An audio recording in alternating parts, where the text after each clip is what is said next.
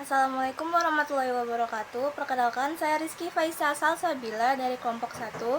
Materi yang akan kita bahas pada hari ini adalah tentang pengertian filsafat, manfaat filsafat, ruang lingkup filsafat, dan juga tujuan filsafat. Langsung aja kita ke materi yang pertama, yaitu pengertian filsafat. Filsafat adalah berpikir secara mendalam tentang segala yang ada untuk menemukan kejelasan atau hakikat sesuatu. Filsafat ada bermacam-macam, misal filsafat bahasa, Islam, dan ilmu. Filsafat ilmu adalah kajian secara mendalam tentang dasar-dasar ilmu. Ilmu dan pengetahuan memiliki perbedaan, yaitu ilmu adalah pembahasan yang khusus tentang sesuatu yang tersusun secara rapi. Sedangkan pengetahuan adalah sesuatu yang ada secara niscaya pada diri manusia. Adapun macam-macam pengetahuan yaitu pengetahuan biasa, pengetahuan ilmu, pengetahuan filsafat, dan pengetahuan agama. Pengetahuan filsafat berkaitan dengan rasional seseorang untuk menemukan kejelasan dengan segala yang ada. Jadi yang dimaksudkannya tuh, filsafat itu berpikir secara lebih rinci. Kita pasti waktu kecil tuh pernah kan kayak, kenapa kita tuh ada, gimana kita tuh dilahirkan. Nah, di dalam filsafat ini menjelaskan tentang bagaimana semua itu bisa terjadi. Contohnya, kenapa bisa ada siang dan malam, bagaimana manusia itu terlahir.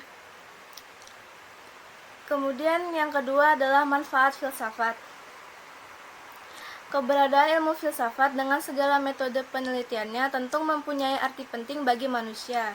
Beberapa manfaat penting filsafat berikut adalah: 1. Dari filsafat, kita diharapkan menjadi orang yang mampu dan dapat berpikir sendiri. Dengan berfilsafat, kita akan lebih menjadi manusia, lebih mendidik, dan akan lebih membangun diri sendiri. Bagi seorang pendidik, filsafat mempunyai peran yang istimewa karena filsafat ini yang memberikan dasar-dasar dari ilmu pengetahuan lainnya yang dikuasai oleh seorang pendidik, baik itu ilmu mendidik, ilmu sosiologi, ilmu jiwa, dan beragam jenis ilmu lainnya.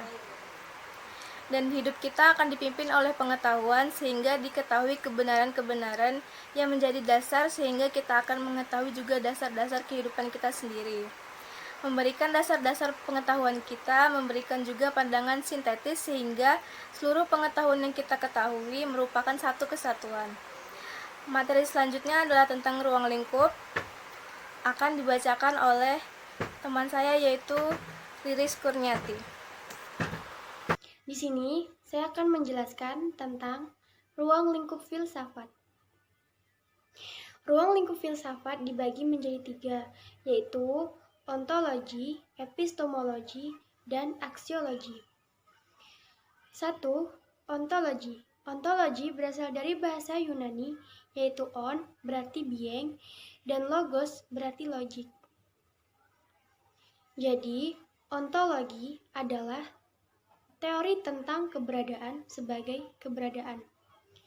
Sedangkan menurut Amsal Bahtiar, ontologi berasal dari kata ontos yang berarti sesuatu yang berwujud.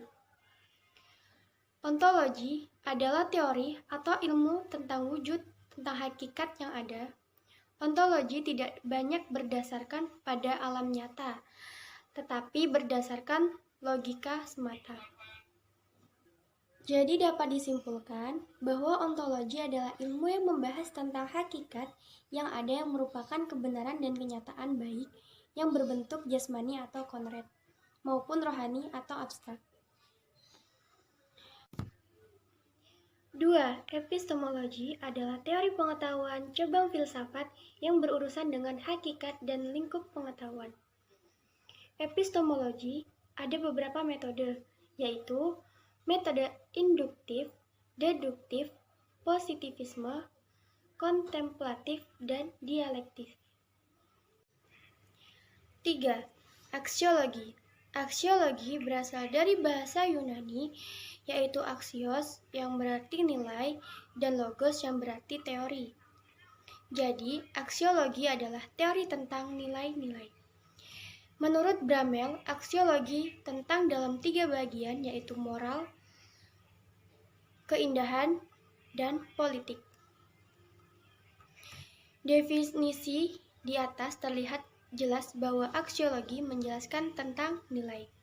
Ini saya akan membahas tentang tujuan-tujuan filsafat. Yang pertama adalah realisme.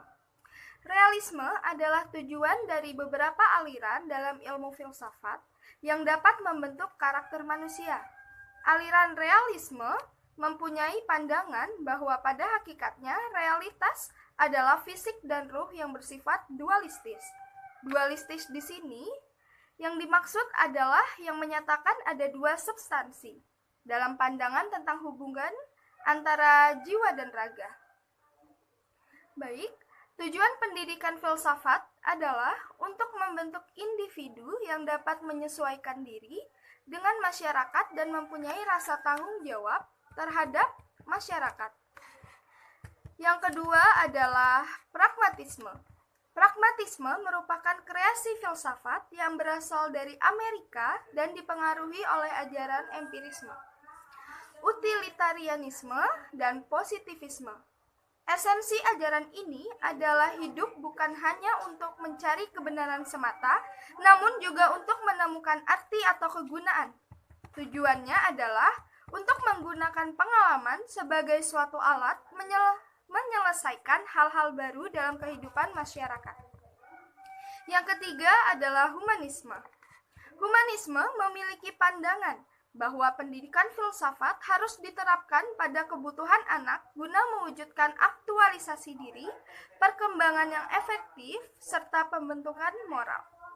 Yang keempat adalah behaviorisme. Behaviorisme adalah yang menekankan pada proses memodifikasi atau merubah pelaku dengan tujuan menyiapkan pribadi-pribadi yang sesuai dengan kemampuannya, bertanggung jawab tinggi di dalam kehidupan pribadinya dan di dalam kehidupan bermasyarakat.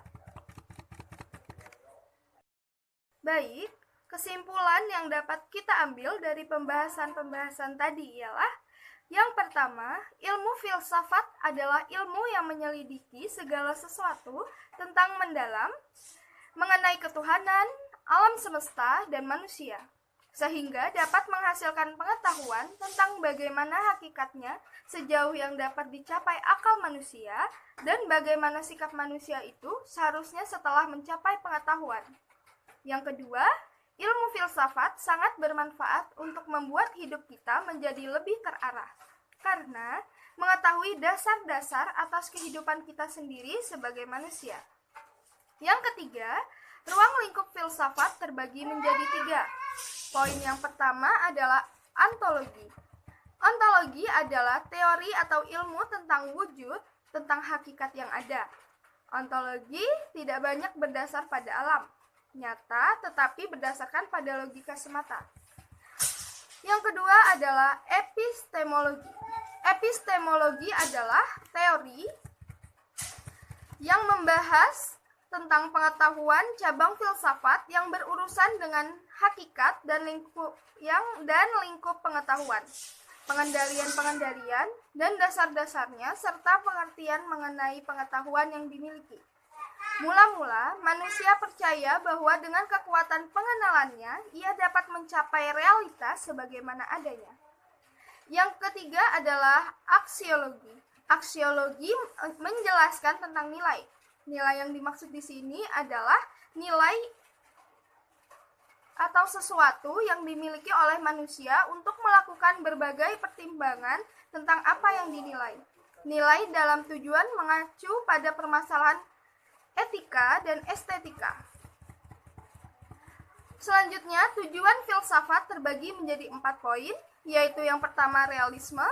Realisme bertujuan untuk membentuk individu yang dapat menyesuaikan diri dengan masyarakat dan mempunyai rasa tanggung jawab terhadap masyarakat itu sendiri. Poin yang kedua, praktisme. Tujuannya adalah untuk menggunakan pengalaman sebagai suatu alat menyelesaikan hal-hal baru dalam kehidupan bermasyarakat. Dan yang terakhir adalah humanisme. Humanisme diterapkan pada kebutuhan anak guna mewujudkan aktualisasi diri, perkembangan yang efektif, serta pembentukan moral. Baik, dengan selesainya penulisan makalah ini, kami berharap pembaca termasuk kelompok kami sendiri bisa memahami mata kuliah filsafat umum, terutama tentang pengertian, manfaat, ruang lingkup, dan tujuan filsafat. Terima kasih dan mohon maaf sebesar-besarnya kepada Bapak Agus Mubarok selaku dosen pengampu daripada mata kuliah ini apabila terdapat kesalahan pada pengucapan, penulisan, maupun kosakata dari makalah ini. Sekian dari kelompok kami, mohon maaf bila masih banyak kekurangan. Terima kasih. Assalamualaikum warahmatullahi wabarakatuh.